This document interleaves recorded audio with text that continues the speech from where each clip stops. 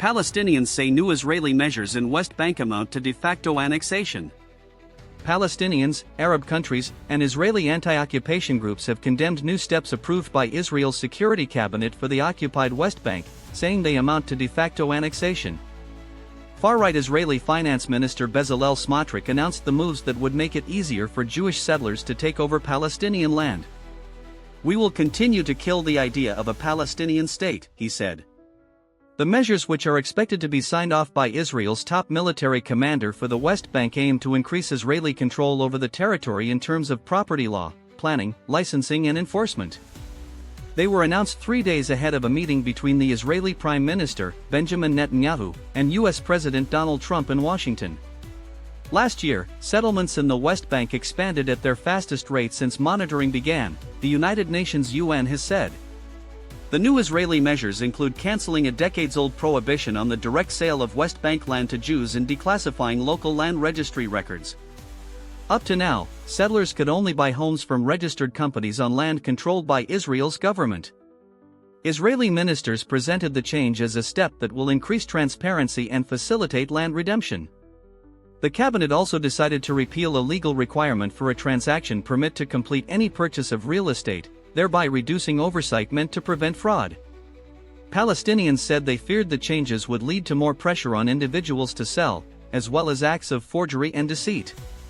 Palestinian President Mahmoud Abbas, who heads the Palestinian Authority PA, governing parts of the West Bank, called the measures dangerous and an open Israeli attempt to legalize settlement expansion, land confiscation, and the demolition of Palestinian properties, even in areas under Palestinian sovereignty.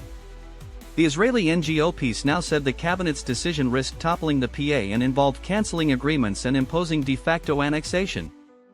It accused the Israeli government of breaking every possible barrier on the path to massive land theft in the West Bank. In a strongly worded joint statement on Monday, the foreign ministers of Egypt, Jordan, the United Arab Emirates, Indonesia, Pakistan, Turkey, Saudi Arabia and Qatar condemned the announcement by Israel, describing it as accelerating attempts at its illegal annexation and the displacement of the Palestinian people. Their statement warned against the continued expansionist Israeli policies and illegal measures pursued by the Israeli government in the occupied West Bank, which fuel violence and conflict in the region. With rights to the land at the heart of the Israel-Palestinian conflict, land sales to settlers are a murky business often involving middlemen. They are considered as treason by the PA and are therefore technically punishable by death, although convicted individuals are typically given jail terms. Other controversial steps announced by Smotrich, who has ministerial responsibility for settlement policies, and the defense minister, Israel Katz, include transferring building licensing at an important religious site in sensitive areas nearby in the volatile city of Hebron solely to Israeli authorities. The Cave of the Patriarchs, also known as the Ibrahimi Mosque, is revered by Jews, Muslims and Christians as Abraham, Isaac and Jacob's burial place. It is the second holiest site in Judaism and the fourth in Islam. Israeli bodies would also be given oversight and enforcement powers for environmental and archaeological matters in PA-administered areas.